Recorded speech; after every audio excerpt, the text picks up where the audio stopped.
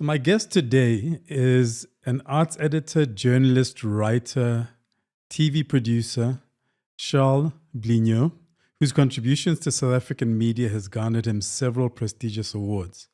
But I think more importantly, he is somebody that many of us have looked to and looked at in terms of particularly writing about the arts and media and entertainment. Welcome, Charl. Thank you, Kojo. How are you? I'm good. How are you? I'm well. I was in Joburg recently. I'm always so happy to be out of Joburg nowadays. Where are you based now? In Wilderness? Yeah, I'm in a small town at the sea, after years in the belly of the hole. My wife loves that area and has always talked about us eventually resettling there as well. You must get some property tips from me, because journalism doesn't pay. Yeah, well, I feel like I've dabbled in journalism. I haven't been like a proper journalist or media practitioner. But what kind of home did you grow up in? We were just discussing my surname. I'm not sure how I got this French colonial name that everyone finds very difficult to pronounce. But it was a farm. It was a farm like any other, I think, in the Eastern Cape. We are those struggling settler colonials. And it was, sure, how does one answer this question? So we were farmers, and I think that farmers understand the land, they understand the evolution of all things, they understand, a farm has a butchery at its center, which we should never forget. A farm also made use of cheap labor, cheap African labor, which was very influential for me, who spent a lot of time with the workers on the farm, and was exposed to cultural things that lived with me all my life. We moved to the city because my mother, who had been to art school, wanted her children to grow up in the city. I wonder, it happened. I think it might have been wonderful if we'd stayed on the farm. But I mean, I found my farm again.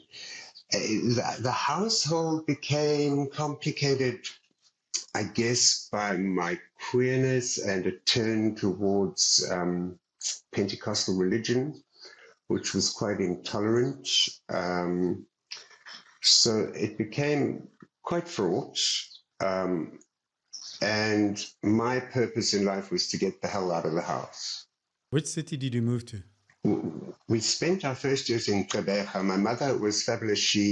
My father's second vehicle was a beach buggy because he was a fisherman, and she would sell Vanda cosmetics from the beach buggy, and we would go with her after school. So, it remains quite a strange city. We would later live in Durban, in Pretoria, and then I would flee to Joburg. From a young age, I was expelled from many schools.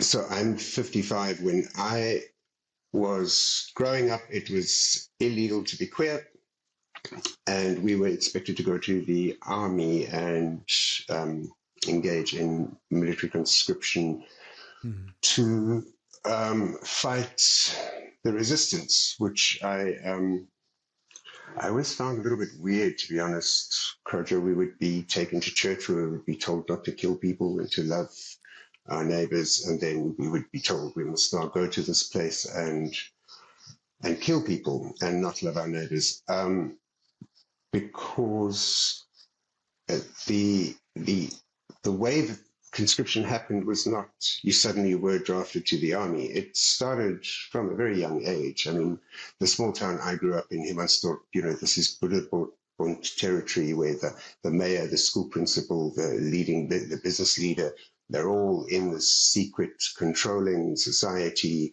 What you are told in church, told at school, told at home had to be a union of, I mean, how does white supremacy thrive under threat, the danger to our safety? Even though we came here, we took the land, we are the ones who are under threat. We see that play out today. And while my family wasn't, they were kind of not really religious, but it became so. And then it became a real issue that I was just openly queer from a very young age. But by that I mean, like, I think I told them when I was 10 or 12 or something, and they were like, no, you can't figure that out yet. My mother was, what did I do wrong? My father was like, you will not be. So leaving home was the only solution, also because we couldn't really afford to study. This is, divide your white privilege where you can. There's levels of economy within that privilege. So I started studying at Tunisia. I'd been to the art school because I was expelled from so many schools. I ended up in the art school, which was really great, in Pretoria.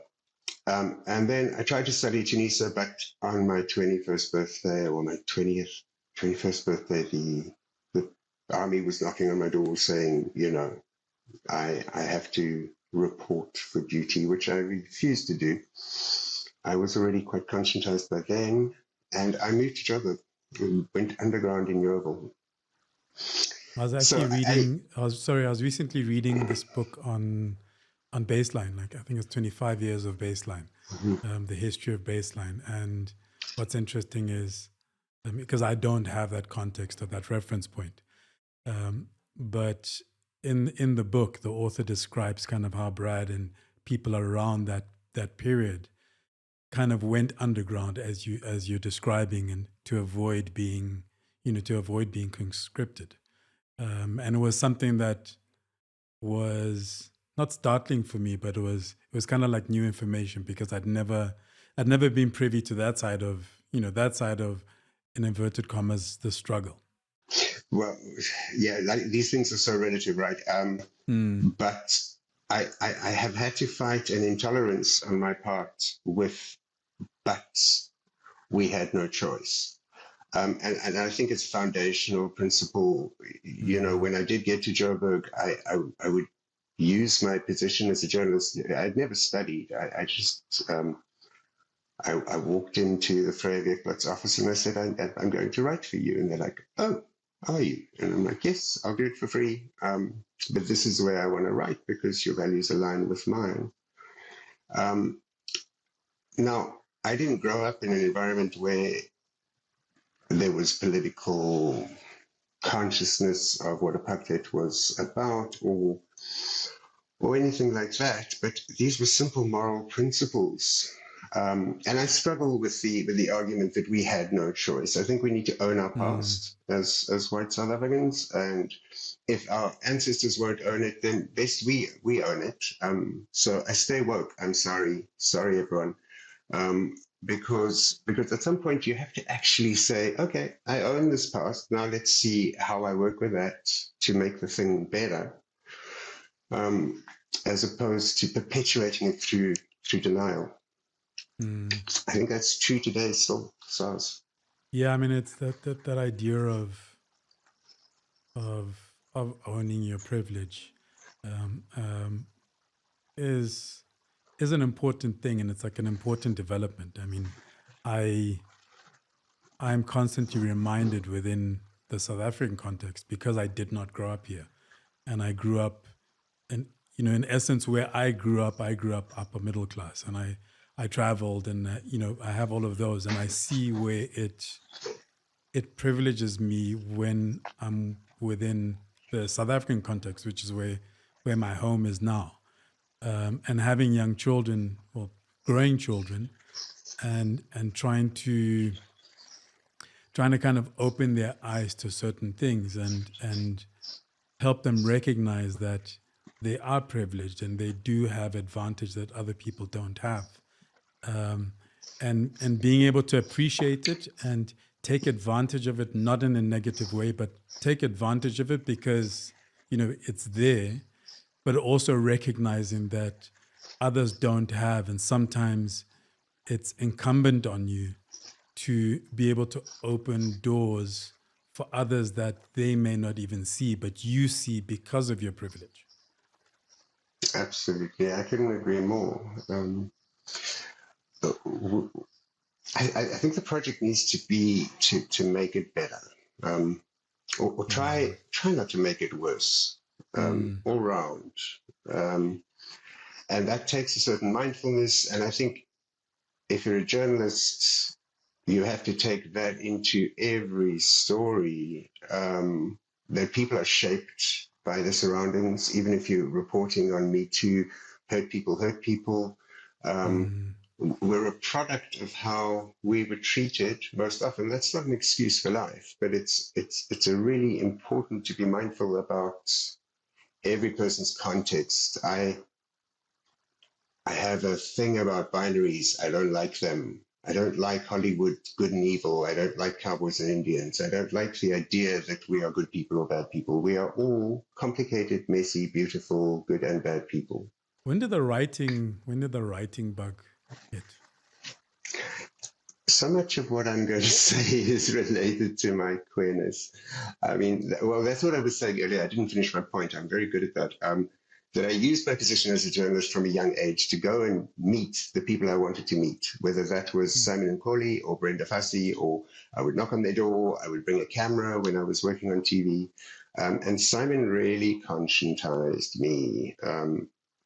For me, writing, because Simon had the same struggle within the ANC, who, during the treason trial, the journalist treason trial, the ANC, he had an alibi. So Simon Corley founded Queer Pride in Joburg. He's a very important figure in the queer struggle in South Africa. And he's one of our fathers of intersectionality. I am black and I am queer. Don't ask me to choose my struggle. They happen simultaneously. But inside the prison, the ANC, he had an alibi. He was at a queer committee meeting, but the ANC didn't want him to use that alibi because they didn't want him to come out as gay publicly, because there was so much global attention on these treason trials. And Simon had to fight that same fight, but with a lot less privilege that one had to fight within one's own house. But it is a matter of principle. And I started getting, so I do quite a lot of training. I train writers. My job mostly has been to teach people how to write better, how to be better journalists. There's a few really very, very golden rules that I think don't get discussed enough. If you want to be a good writer, you need to be a good reader. Be it. If you want to be a good singer, you better be listening to a lot of songs. Brenda Fassie sat with her ear to the radio from the age of 4, like a sponge, absorbing every sound she could. She internalized this. She gained universities worth of experience from a radio. You can do it from YouTube. So for me, the other golden rule, by the way, is remember the reader, because you're not writing for yourself. Actually, it might be helping you advance your career or make sense of your pain, but you're writing for people who are investing time in reading you. Best you take them along, talk in simple language that more people can understand you, and give them some payoff at the end. They must laugh, or they must cry, or they must say, I learned something new. You can't expect somebody to invest in their time in this limited attention world, in the output you do, whether it's writing or anything else. If you don't realize you're doing it for other people. So for me, the journalism has always been about the price of bread, the role the journalist should play. I don't like charging to be on panels. I don't like charging for my time because, like your doctor, you have a duty to play this role that you've chosen for yourself, to share information, explain information, investigate information. The passage then began through books, and that really began through bullying. I was a gay boy in rugby land, and I remember I got my glasses So I couldn't see anything on the rugby field. I was just dreadful at sport. And then they realized I need glasses, and it was the same week that Little House on the Prairie, which everyone at school, all these white kids watched. Laura Ingalls got her glasses, and she was ruthlessly teased at school, called Four Eyes. On top of this, I was queer, and kids know. And I tried hiding under the prefab, but the sort of antlines scared me. So I would hide in the library. And I would spend more and more time in the library until I really I formed a circle of friends who also hid in the library, and we kind of all understood one another. And there wasn't much to advance my reading at home, but I remain very proud of my late mother, who the library in Durban called her and said, "Your child has wandered from the young adult section into the adult section." So I was very interested in Hermann Hesse, in Camus. I was interested in strange and wonderful new worlds that were being offered to me, and that included, Bessie Head, or the ones who could get under the radar of the South African writers. And yeah, that's really what the thing. For me, it's books. It's always been books. It always will be books. I just find them in different forms. So it's not books. It's stories. Okay. And I'm very wary. Yeah. Now, I was going to ask that just the focus on kind of art, let's say media, entertainment, lifestyle to a certain extent. How deliberate was that? Because I mean, you were kind of a forerunner, and having created, for example, like Arts Pages, Mail and Guardian, etc. You're kind of the forerunner of what has become kind of a major section of media, although we can have a conversation about whether it's devolved or evolved particularly over the last let's say decade. But was it deliberate to shift to focus on the art space, or was it an organic process? Like, what was that process like in terms of going, actually, this is my lane. This is where I feel most comfortable.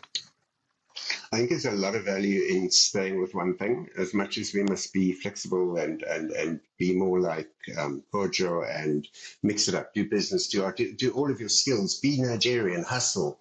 But at the same time, there's a huge benefit if you stick to the thing you're good at and do it for many years. You're going to be very valuable if you are willing to also give, train and help others.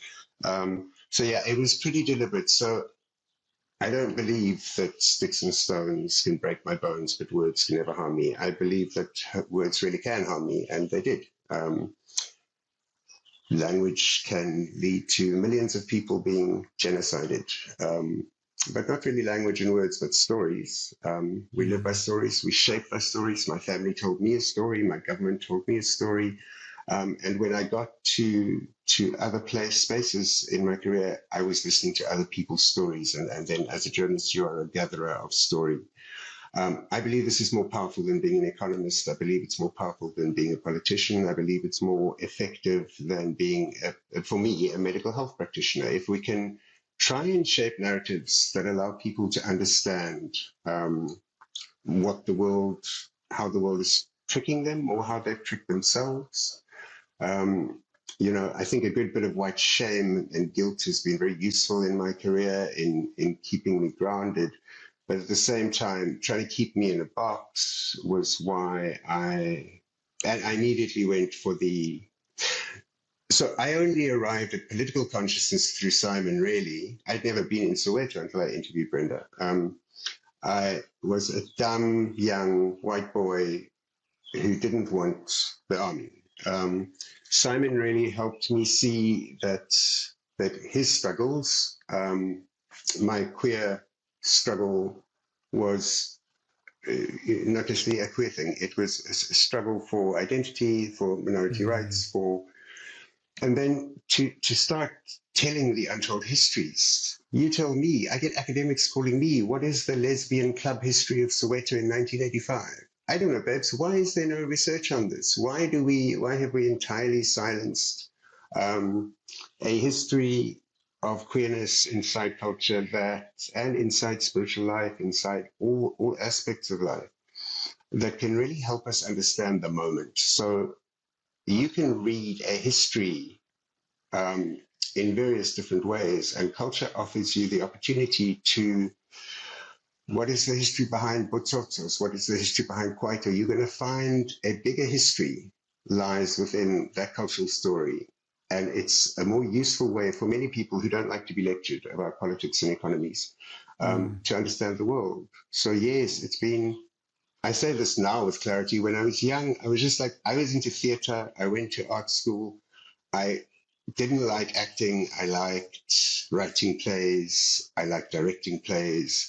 I made up a name. I think it was Henrietta House, and I started doing theatre reviews for the Praetorian News. I don't think they know who she was. And I took these Henrietta House reviews, which were quite bitchy, because everyone was so nice to the State Theatre at the time. And I sort of took them to Vryweekblad. I'm like, let me write theatre. This is what I know. I went to theatre school. The little bit of study I did was around theatre and theory of literature. And that really just was, I think you have to, I don't claim to be a writer of all things cultural. I focus quite specifically on certain aspects of culture. Queer cultural production, performance art, I've got my things. So I focused just on what I knew at first. And then Andrea Vanessa, the arts editor, needed to go to America, and they needed me to stand in. And I'm like, oh, look at this, all these pages. How do we fill them? And it's a beauty. Now I edit, and a good editor, of course, is able to understand economy and sport and politics and culture and all of these things. They're a well-rounded person. They have to be. So I was never going to be the editor, because I'm just interested in the culture, really, because I think it's very important. Yeah. So yeah, I walked in there to the Vryweekblad, and what an environment. I mean, this was a newspaper that named each member of the Broederbond as per a book that had been released. This newspaper was, a bomb was thrown through the door. Here were white people and one or two black people, but who were in journalism for the price of bread, and not for that. When I got to City Press, it was still the days of literally that advert, full page advert. They were billing $1 million, and there were 3 or 4 or 5 of them from Vodacom and MTN and Standard Bank and people. I mean, this was huge revenue, and journalism became a thing where page 3 became the most important page, because this was getting the most eyes. Page 3 was traditionally a half-naked woman, and then had all your celebrity juice and gossip. And so this became the reason to do the paper, to get these R1 million adverts. Best you have a great page 3, and we started seeing Schwash re-emerge. We started seeing journalism change its, so it became capitalized, which is something I really try and preach against. We need to earn money, we need to stay alive, we need to pay people well, but the reasons for doing it are very important. And that's going to be true like through your whole life. People going to see if your reasons are not what they appear to be. Yeah, I mean, I think we find ourselves in a very interesting space, because the one thing I've always said to people, particularly when I was in magazine, and I'd have people wanting to start magazines, or having these conversations, these social conversations about the role of a publication in society, particularly within a South African context. And I mean, I had a friend who was always harping on about how there was a need for magazines that spoke with and to black men, from within their context, as opposed to kind of outside looking in. And I remember the conversation I eventually had with him was, media it's a business modeling conversation. And the problem is like he was talking about it from a social perspective, from a partially emotional perspective, in terms of understanding this is what we need. This part of society, this is what we need. We need a voice. We need a different narrative. We need to be able to shape a different narrative. And I'm like, but you're having conversations with the people who are just looking at it as a business model and looking at it as how they, how to make as much money as possible. And as long as we are talking, at cross purposes, unfortunately, the person who's coming at it purely from a social perspective is the person that's going to lose out. With the way, with the way the industry is structured, with the way our societies are structured, even. My partner's quite a bit younger than me. My fiance, they're 16 years younger than me, but I'm old. And they've taught me so much. They're an activist who works in social justice, but very smartly. And, I've learned that you can throw rocks at the building and scream and shout, try and burn it down. Security will take you away. You'll come back.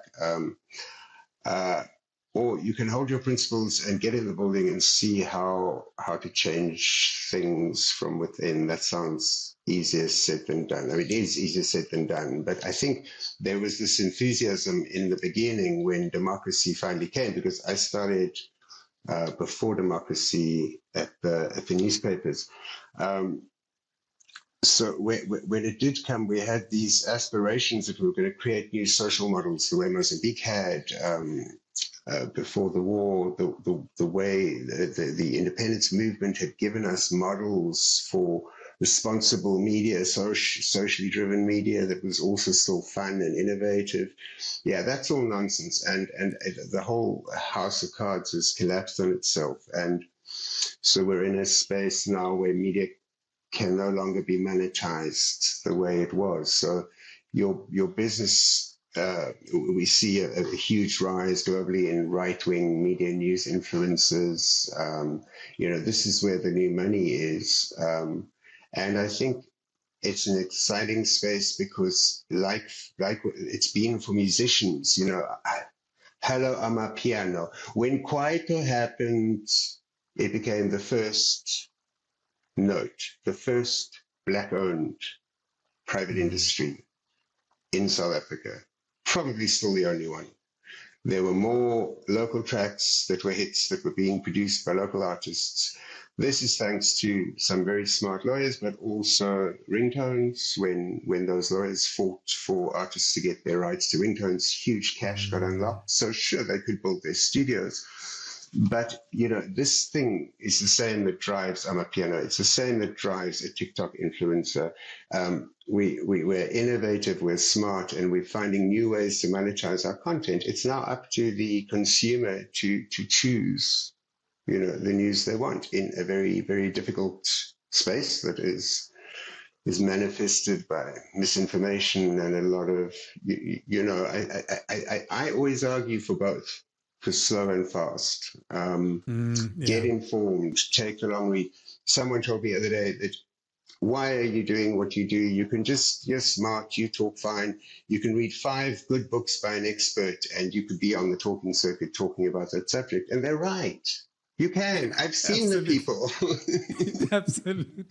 Listen, I have that same internal struggle and debate. So I hear you 100%. So you can read smart, become savvy, know your subject, keep up to speed with it, at the same time as learning how to put it into bite sizes, send it out into the world in whatever form the world wants to receive the information, because we're such lazy people now with our cell phones.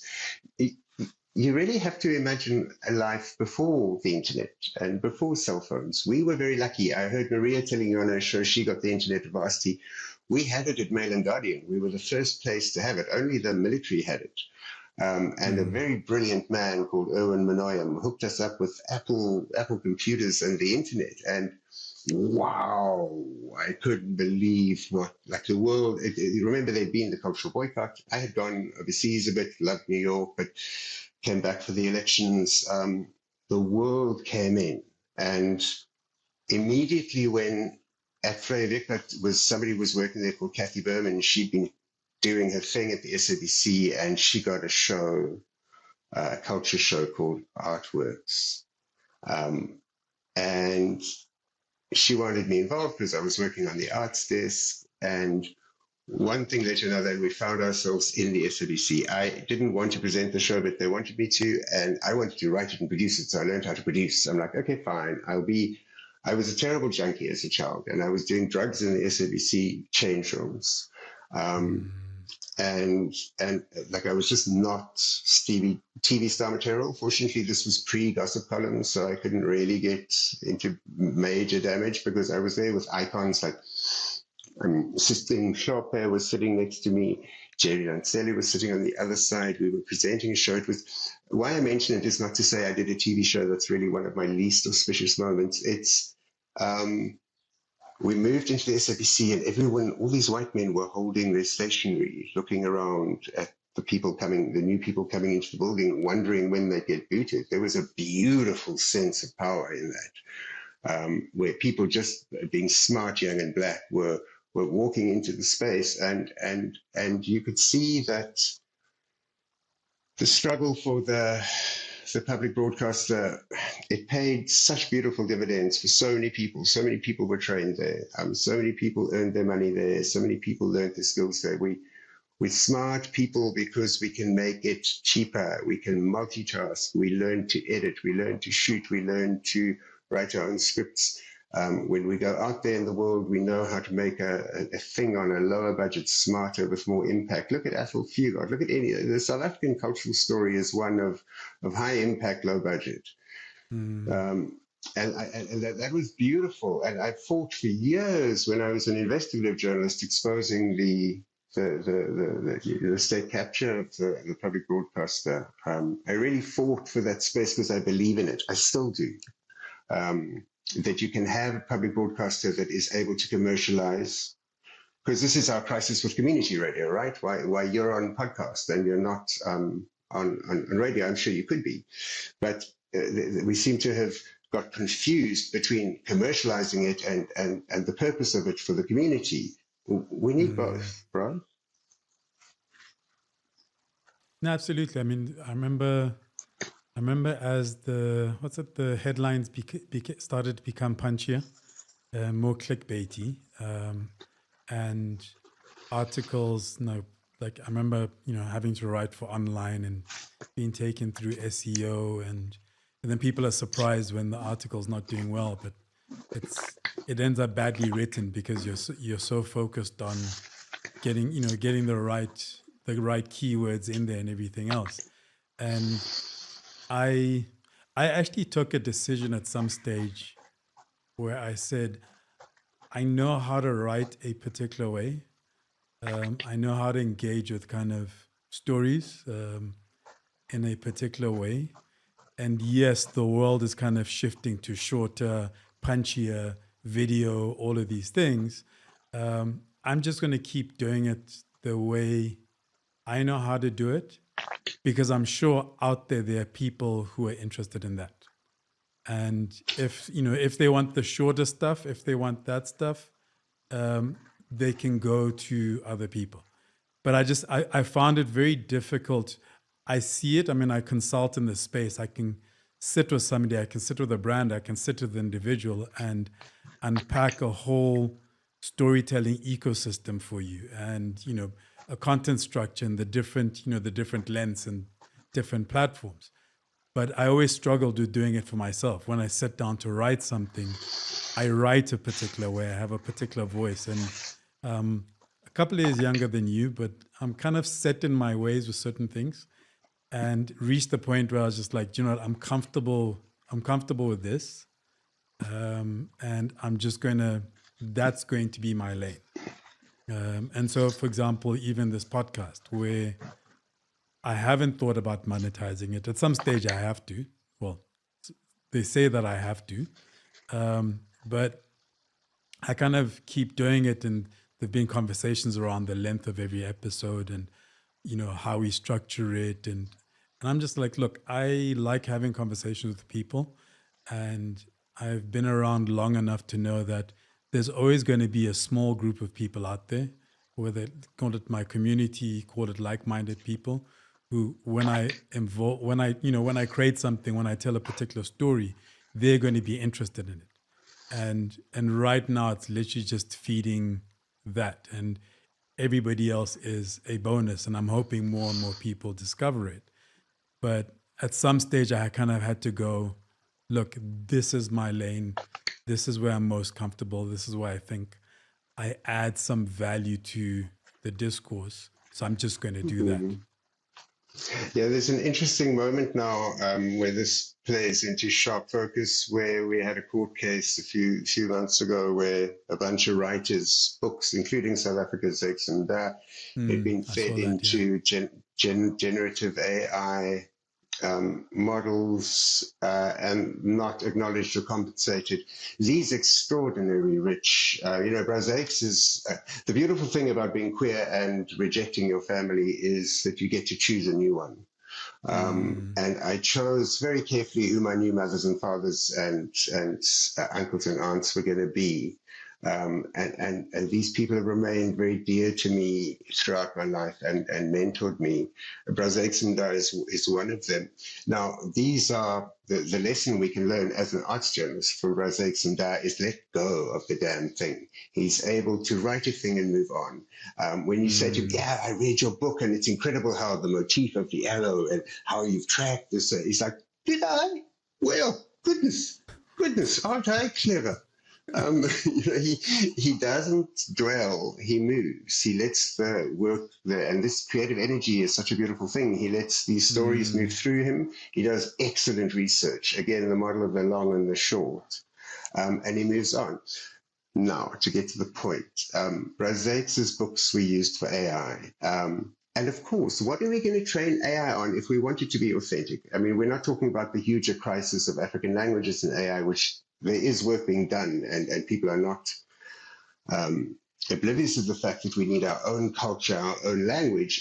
If I've got a child who's vomiting and I ask a medical app, I need to ask that medical app in my language with my idioms, with my, else this thing is going to be a disaster for Africans.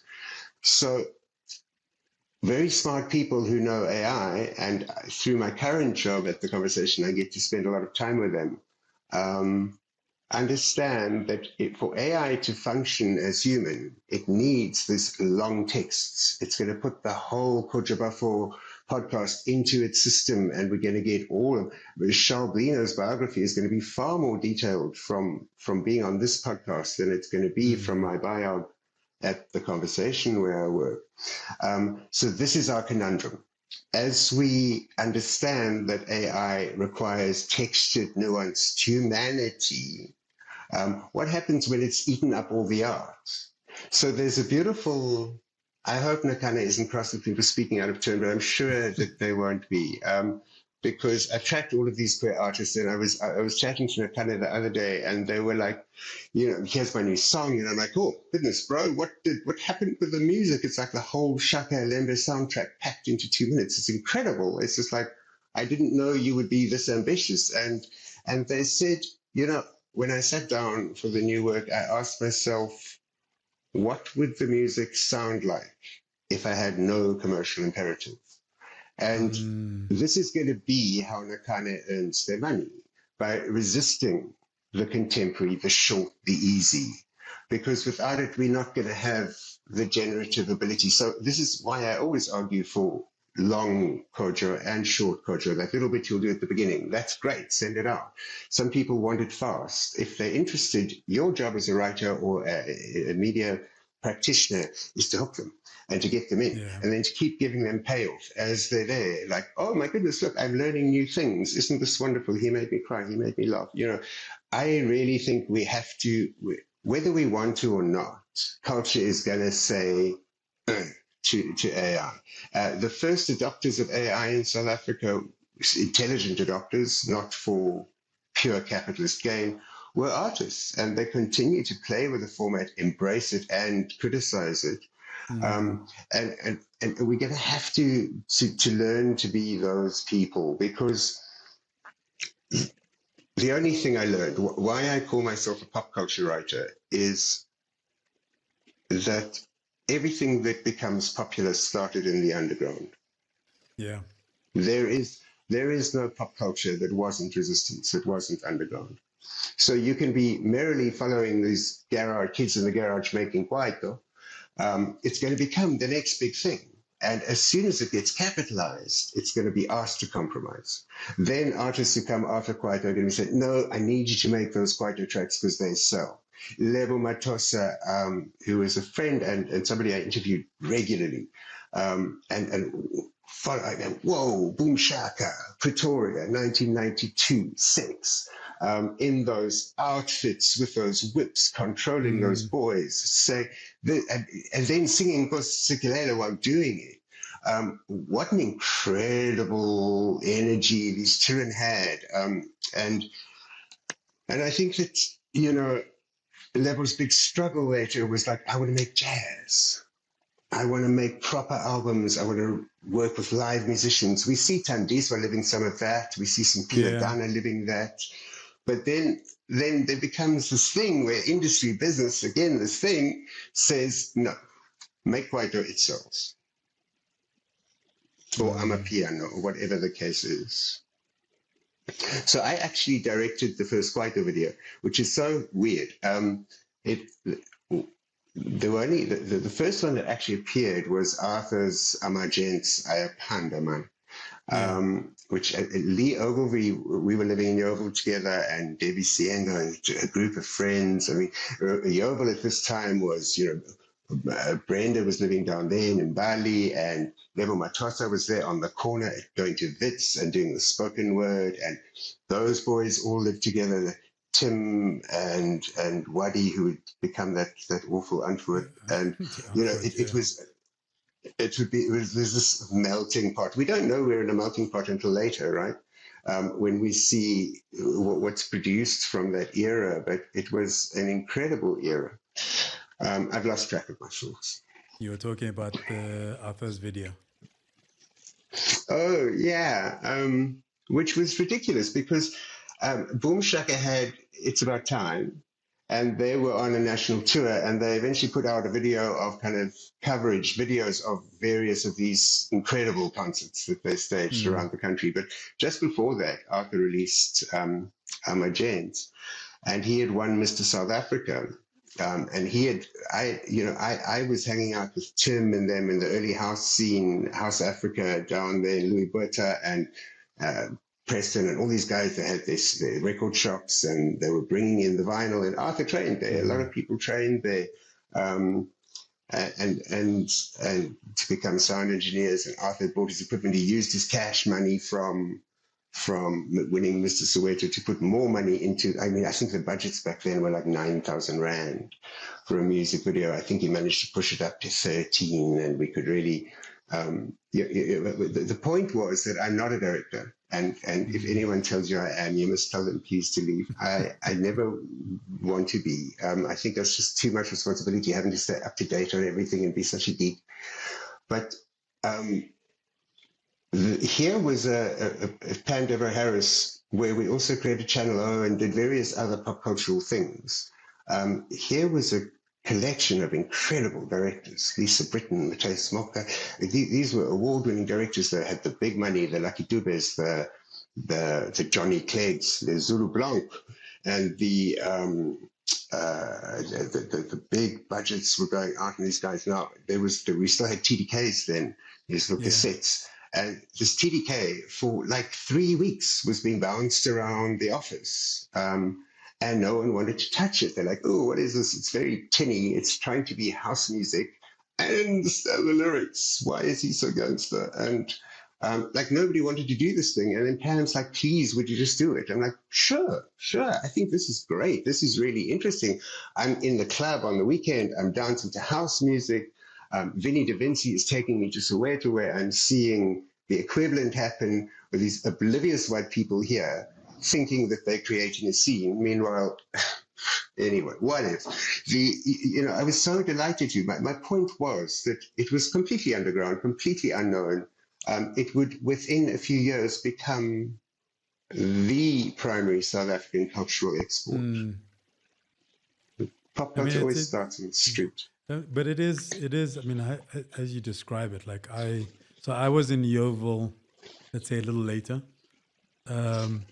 but looking at, for example, the poetry scene, and I used to go to Jungle Connection in Doornfontein, and I always tell people, like, David Kau, that was one of the stages that he started at. And, some of the squatter camp guys, it was literally at an open mic.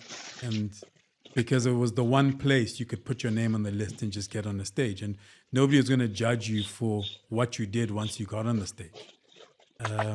And yeah, so it was interesting to kind of be in that space and now look at where everybody is.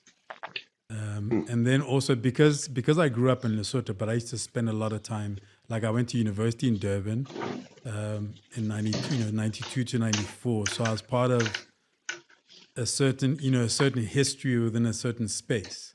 And I started coming to Joburg, and I had friends in Joburg. And when I finished university, I was back in Lesotho, but I was in Joburg every month. So because of that, I was eventually kind of part of a couple of different scenes. Like I was part of the poetry crowd because that was my interest, and I started performing poetry. I had an IT consulting company, and I was interacting with, and we're talking 97, 98, 99, where brand managers or account execs for brands are young Black men and women who are recently out of university, and the space is starting to open up. And I studied marketing. That was one of the things I did. So all of a sudden I'm in Joburg in the year 99, 2000, and I'm going into brands to look for sponsorship for example, fashion shows, because at that stage I was working and living with a fashion designer. And these are people that I went to university with. And so it's always interesting for me where, like you're saying, these things started kind of underground. There were these little pockets around the city in particular. And these little pockets had kind of different people within them. And when I look at the city today, when I look at, the top business people, these were people I interacted with. Some of them I went to university with. When I look at artists, you're talking about, like, I met Thandiso, I think, in 95, 96.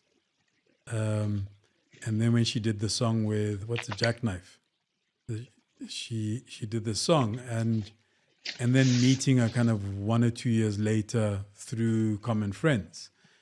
And now sitting and kind of looking at all these people and kind of going, that shows me kind of how much I've grown, slightly older, but it also shows the evolution of the space and evolution of the society.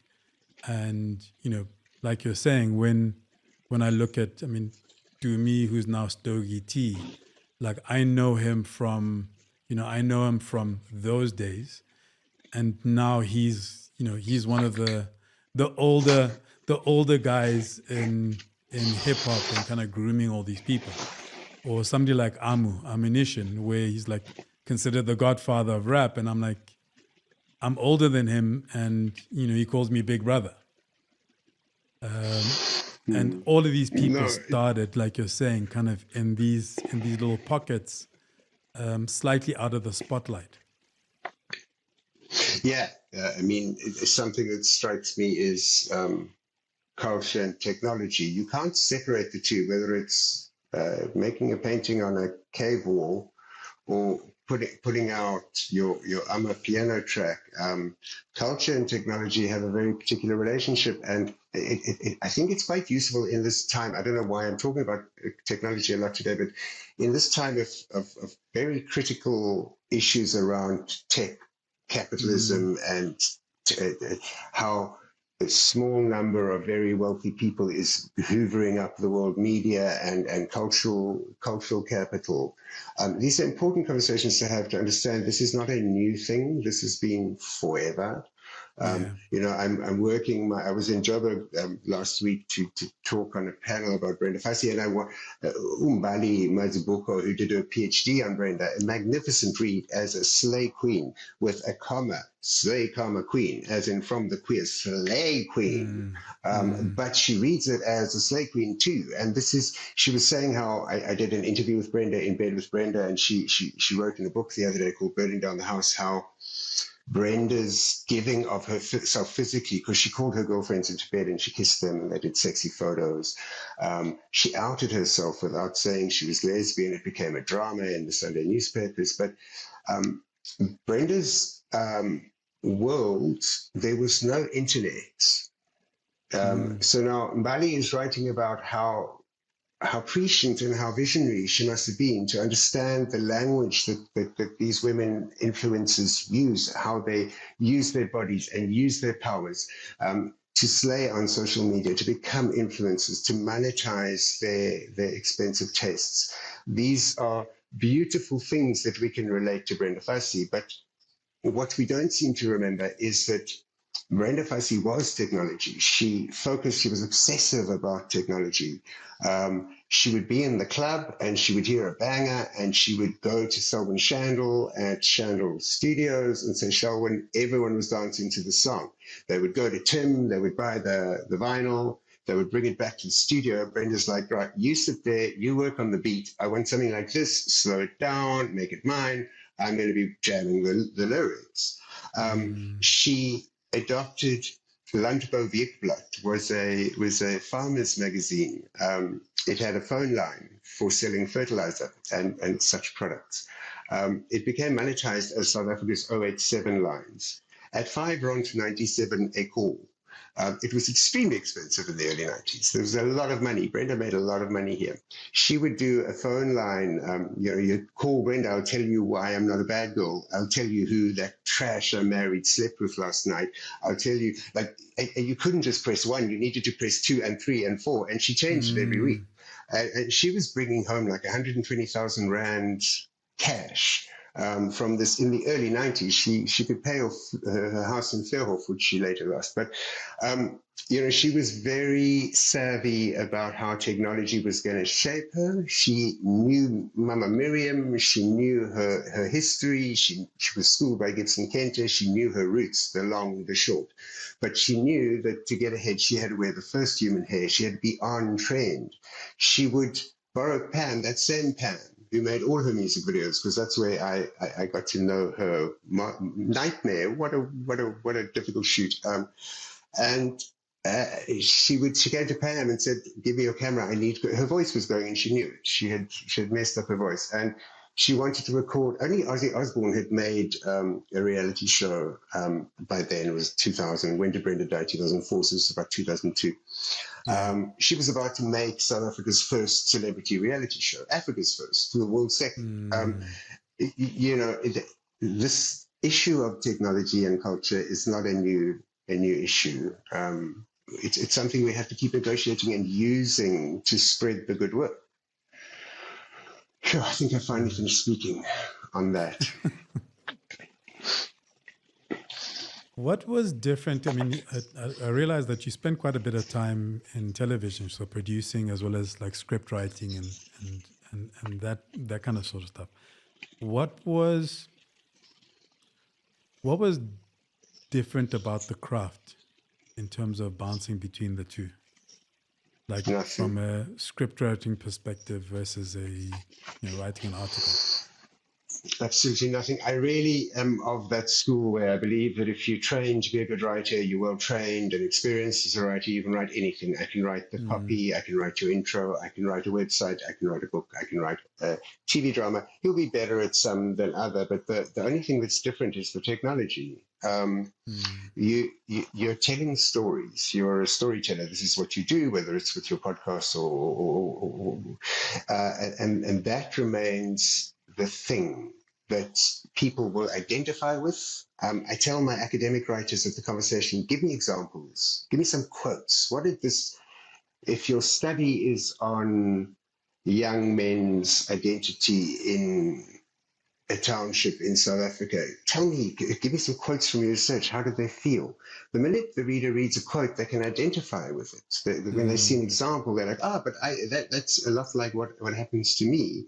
And they're going to become invested. So for me, the move to TV, I discussed it, was exciting. The music videos at the time, because music was so exciting at the time. Kwaito, Democracy, Arthur's K-Word, Boom Shakas, Boobies, this stuff was out there.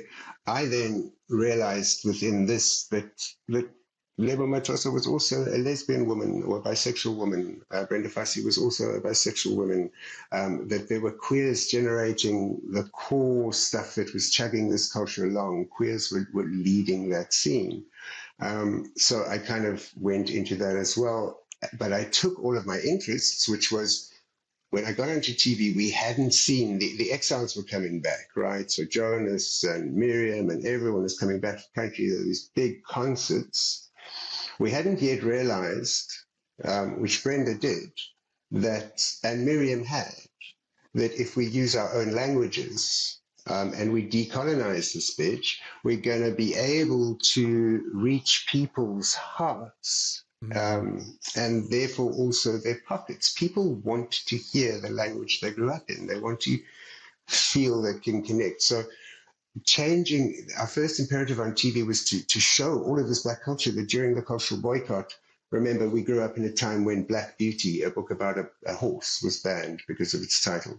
So there'd been all of this banning of cultural content, which I spent a lot of my career writing about. And then along with this was the cultural boycott, saying, don't support South African arts and culture, and don't let our products go to South Africa. So we couldn't listen to American radio, we couldn't listen to British, we couldn't see British TV, whatever. So the first job was to get all of this Black life and this secret history back out onto the screens, which we did every week on artworks. The second job was to identify where that was now, this great disconnect between the Kwaito generation, which remains the Amapiano generation, and a generation that lived overseas and worked overseas, many of them, and were exposed to different audiences. So I didn't find TV, there was new technology to learn. We taught ourselves to edit. You had to hit the thing and spin it. It was fun. And we taught ourselves to do audio mixes. This was good for you to learn these things, but those were just tools, technological tools in telling a story. TV offered more potential because now it had the visual impact. Jerry's always out for me on the power. I want my kids in my life, because I gunkle many of them. I don't have teenagers, thank goodness. I can't imagine what it's like being you. But if you read a book, you have to imagine the world. This is a very important thing, very, very important thing to teach a child. It's, once you've imagined the world, you can make the TV. So it's all part of the same process for me. TV was great. I got hate mail. Someone called me a skinny white faggot, and I'm like, they called me skinny. I was so happy. And, it puts you out there in the public space where we didn't have queer people. We didn't have openly queer people. You can just like catch 1 minute of me talking and know that one's flaming. And that's cool. I'm good like that. There'd been Brenda, with the Kwaito kids, there came a new sexual freedom. This was a global thing, like it had happened in the 70s. But I think being visibly queer was really, really important. I'd seen what had happened to Simon, to Bev. Remember when Bev Ditsy helped organize the first Pride March, she had to be locked in her house because there were people surrounding the house wanting to kill her. We're making... Brenda's releasing Straight about Jack rolling, but inside that is a history of lesbian rape. There's real stories to tell within that culture and what the actual roots of the cultural practices were.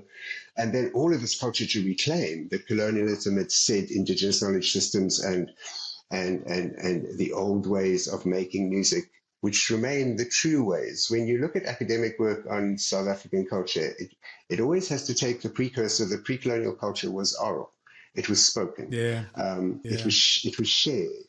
So this storytelling, that was squashed by colonial thought systems had to be restored. But then I still went back to print.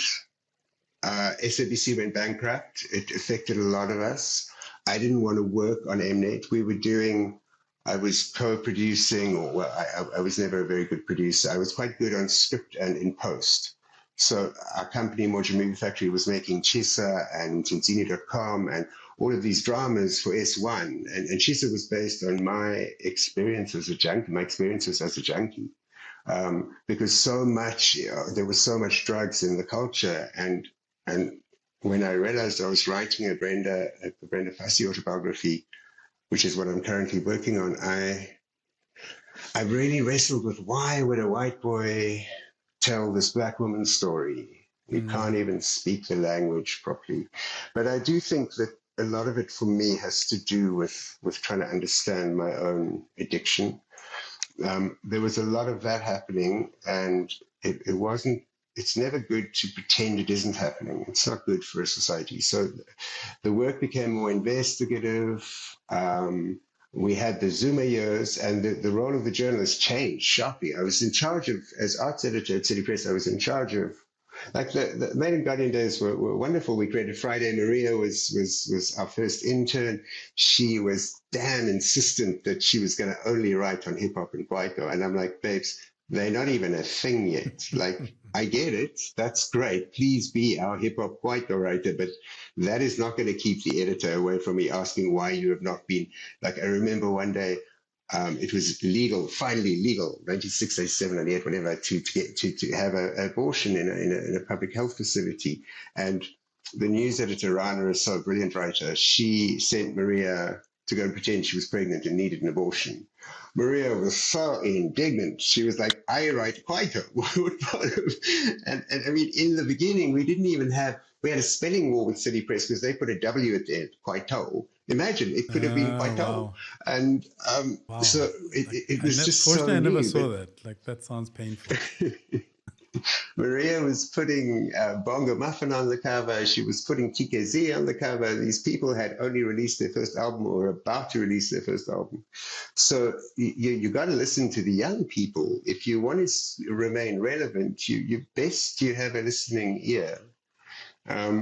So I'm just meandering again. I went back to the mainstream media where I was in charge of Page 3.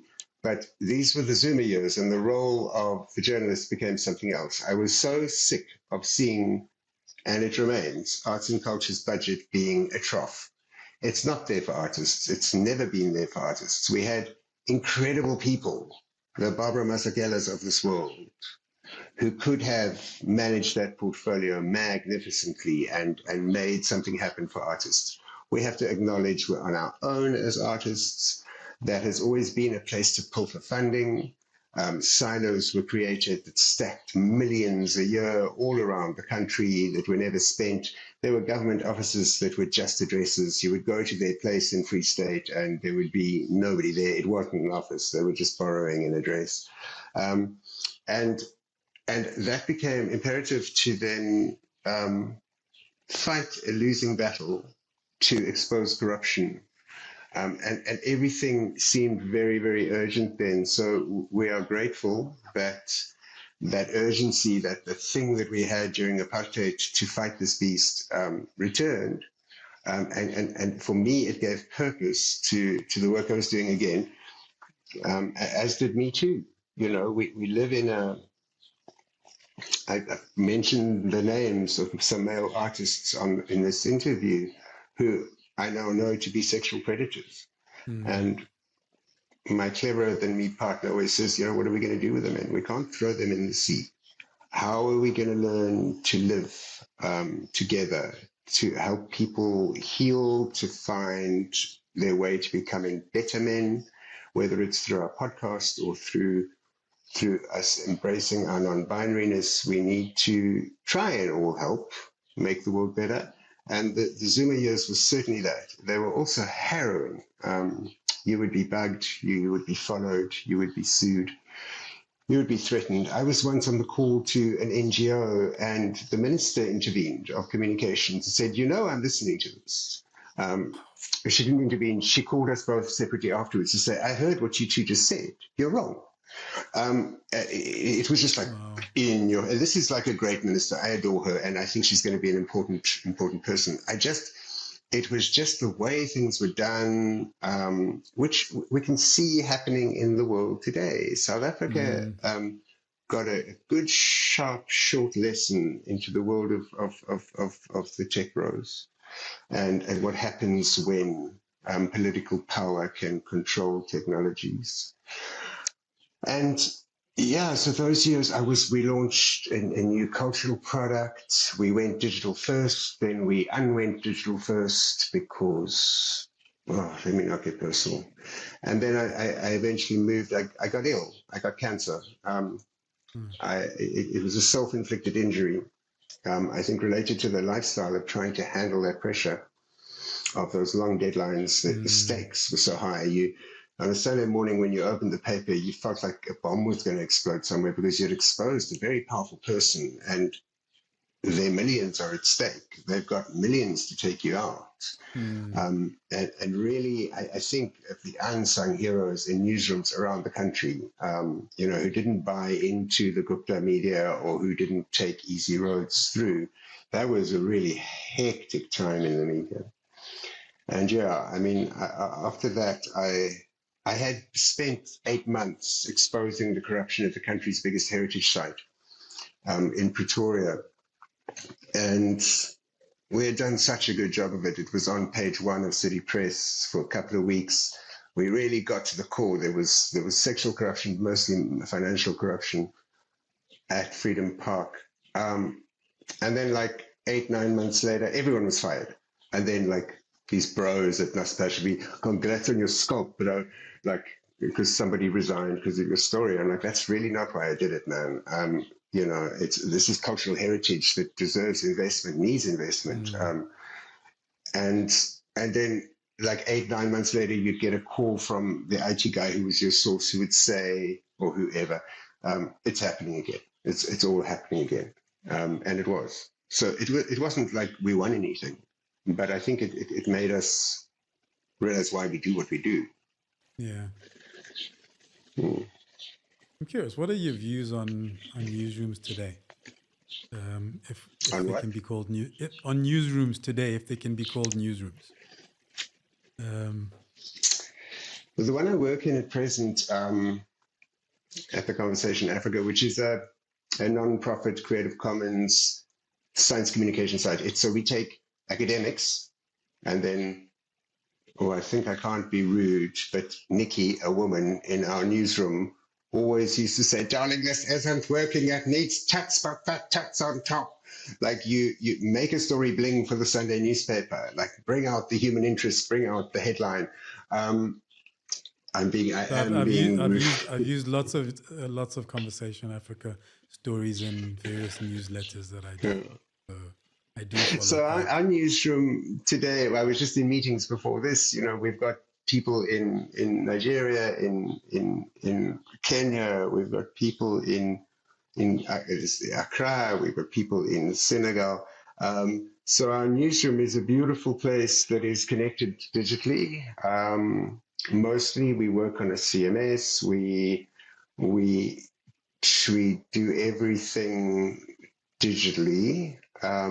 And for me, that's a beautiful space to be in. A physical newsroom, I think, became a very, very scary space as retrenchments started happening. We knew this was going to happen all along. We'd seen it happen in America 20 years before.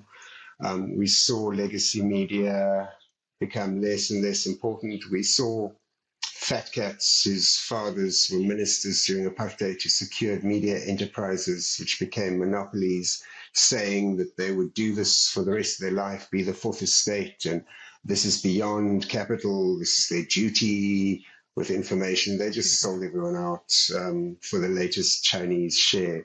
And that's okay. That's how capital works. That's how business works. We should learn not to invest ourselves in it ideologically. And so I then made the very conscious decision, because I was able to use, you've got to play with capitalism. I was able to get funders to fund me to travel around the continent training queer journalists.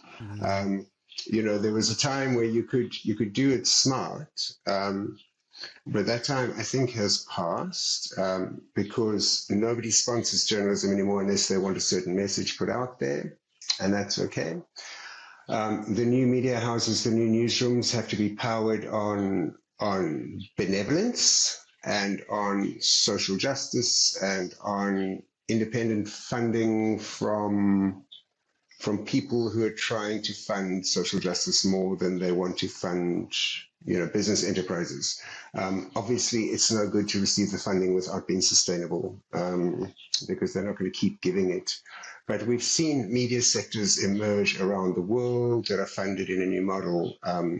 And South Africa's just been a little bit slow in understanding that. And now the crunch came so quick, where that bubble, we're going to need all of our resilience and resourcefulness and our faith in our audience and in our ability to get the message out.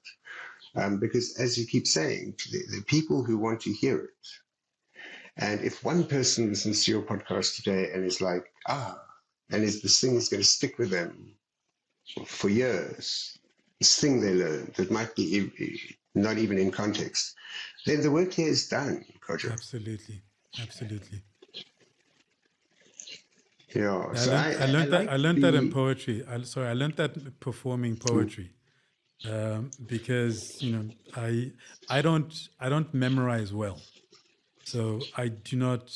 Even stuff that I wrote would take me forever to memorize, and so you write this long poem, you spend 2-3 hours memorizing the poem, you get up on the stage, and I remember the one incident where I got off stage and a friend of mine was like, that line. And she was just excited about one line in a 5-minute, 5-page poem. And that's when I learned, that's all right.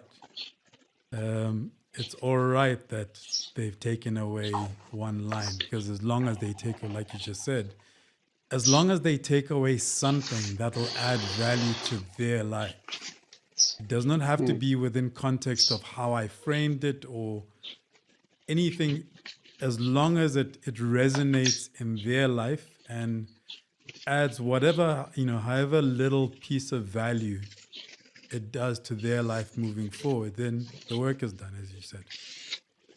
Yeah, I mean, poetry, I think surviving cancer, I moved down to the beach, I chose a different lifestyle, but every day I think of a line from a poem when I start my day on the beach. Each day is a God. I wake up in the God.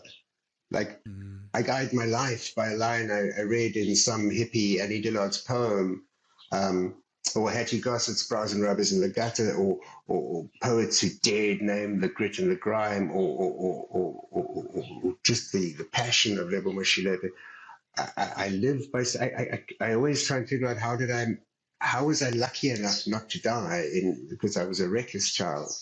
And then I'm consoled by a line from Ben Okri, who says, and I remember these lines for the rest of my life: "Those who the devil don't love, they get drunk and slip through his net."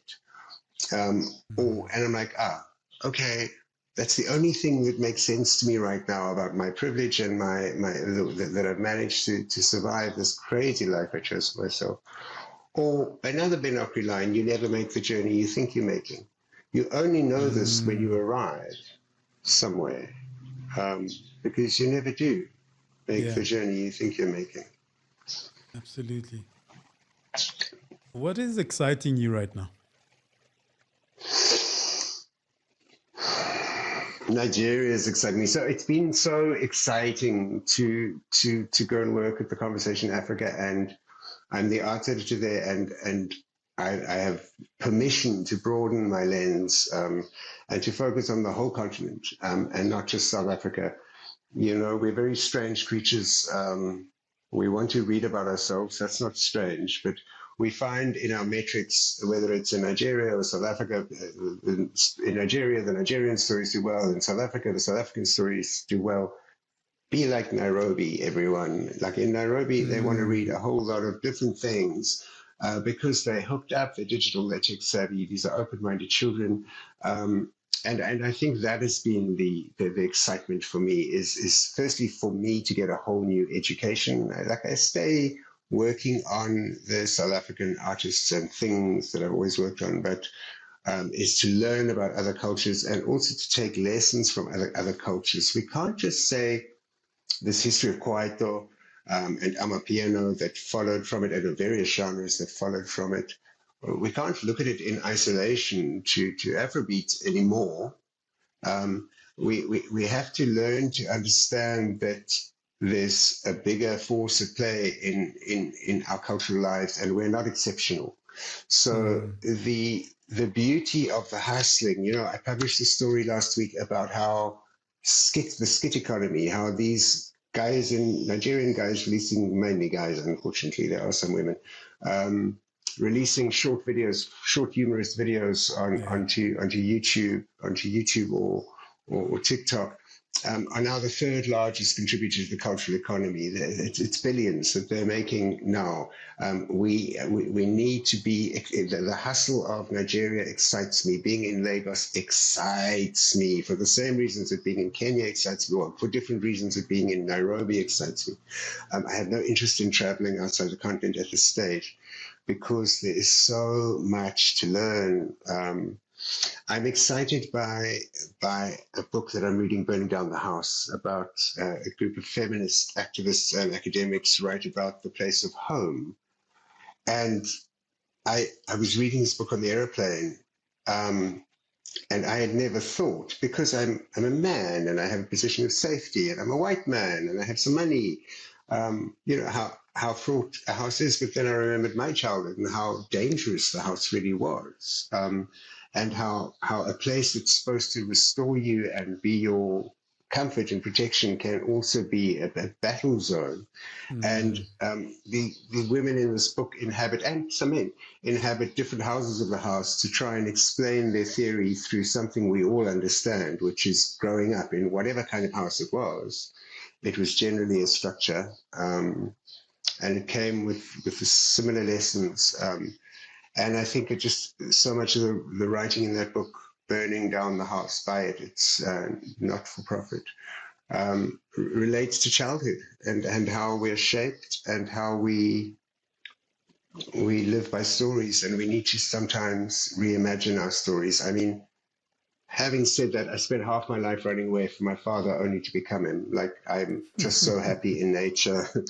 I'm so happy watching the birds, understanding, the simple things in life that he loved as a farmer, though I will never play rugby. So that's exciting me. I get excited by, I kind of get excited by artists when they're not trying to please, when they're not in their trying to please era. So I'm very excited by the older actresses who become producers and writers, like people who worked all their life to be able to control the budget, to tell the stories they want to tell. Those are the stories I want to watch because I haven't seen them. So I spent a lot of time on the streams. And I love trashy reality shows. It excites me. It makes me, it relaxes me. I can cook to them. I get excited by cooking. The benefit of being vegetarian in South Africa is that you had to learn to cook for yourself back then. And, I was in Joburg now, and it was a place of slight terror for me after the cancer. But when I return there now, I remember, if I go to Barcelona, I'm going to visit the Gaudi, I'm going to go to the museum. Joburg isn't museums and art galleries. Joburg is people. They are the museums and art galleries. And it never ceases to excite me when I'm in Joburg, the incredibility of the creative people in Johannesburg who are hustling, who are surviving somehow. How hard experience makes wise people, and that excited me, being in Joburg. Cool. Thank you very much for your time. Thank you. It's lovely to spend some time with you. You have a very calm aura. Thank you. Thank you for listening to this conversation. Please leave a review and subscribe. Check out the show notes for links to the guest, the podcast, and myself. I hope you enjoyed listening to the conversation as much as I enjoyed having it.